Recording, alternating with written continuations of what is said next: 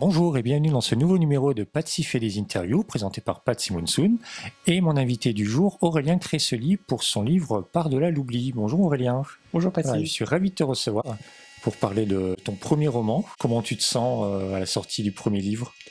Alors, en premier lieu, merci beaucoup pour l'invitation. Ça me fait très plaisir d'être dans ton émission. On se sent à la fois extérieur et intérieur. Alors, extérieur parce que quelque part, le livre vit sans moi. Il vit sa vie dans les librairies, sur Internet et même sur les liseuses maintenant. Oui. Et intérieur parce que j'essaye en tout cas, d'avoir le maximum d'impact sur la promotion, donc d'être assez présent, de faire des posts. Donc voilà, donc c'est pour ça que intérieur et extérieur. Je suis très content en tout cas, c'est une nouvelle aventure pour moi et je suis très heureux. Tu es présent pour la promotion. Ça t'intéresse les retours des lecteurs? Tu vas les regarder ou tu vas essayer de pas trop faire attention? Si, ça m'intéresse, Ouais. les critiques positives comme négatives d'ailleurs. Alors certains se lâchent sur le négatif, mais bon, c'est le jeu. Si on veut pas de critiques, on publie pas, et on publie que pour ça. On écrit que pour ça, pardon. Non, moi ça m'intéresse parce que j'aime bien avoir les retours et le but c'est aussi de progresser, donc d'avoir les critiques de lecteurs qui font l'effort de lire un livre. Je trouve que c'est très bien.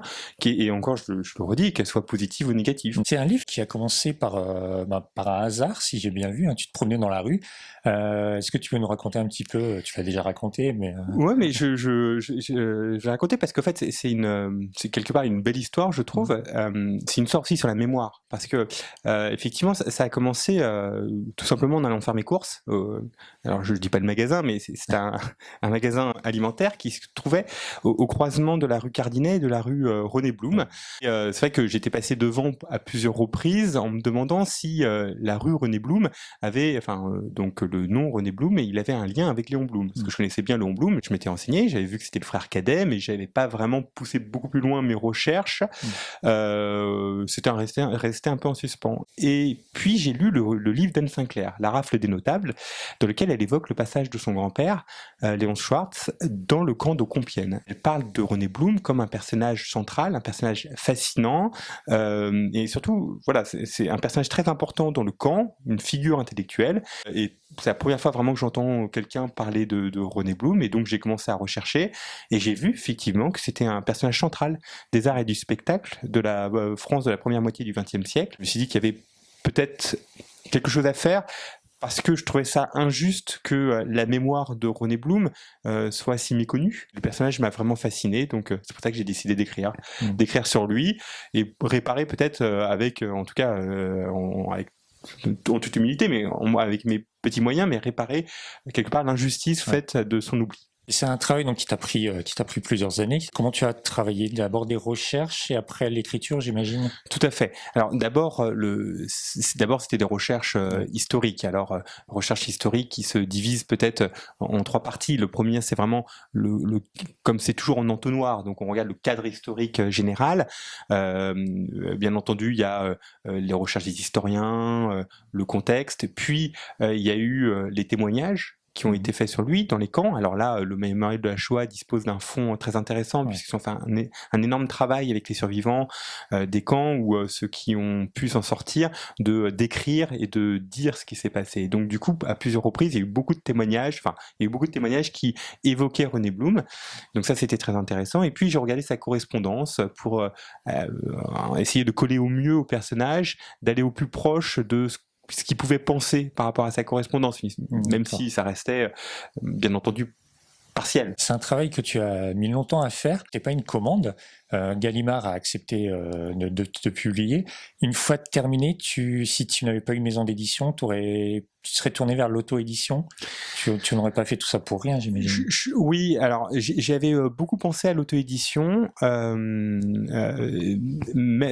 si je l'avais pas encore dans ma tête, je m'étais pas totalement formalisé de quelle manière. Mais ce qui est sûr, c'est que ce que je voulais, c'était faire connaître au plus grand nombre la mémoire de René Blum. Et donc, du coup, effectivement, si Gallimard n'avait pas accepté, ou si une autre maison d'édition n'avait pas accepté, peut-être que je me serais tourné vers ou peut-être un site internet, peut-être qui aurait accepté de publier sous forme d'article. Est-ce que dans tes recherches et dans la vie de René Blum, il y a un fait, alors c'est peut-être compliqué, mais est-ce qu'il y a un fait qui t'a le plus marqué quand tu l'as découvert? Oui, alors c'est effectivement ce qui permet à Proust d'être édité. Alors c'est vrai que Proust aujourd'hui dans le panthéon de la littérature française, c'est peut-être un des personnages les plus fascinants et un personnage de premier plan.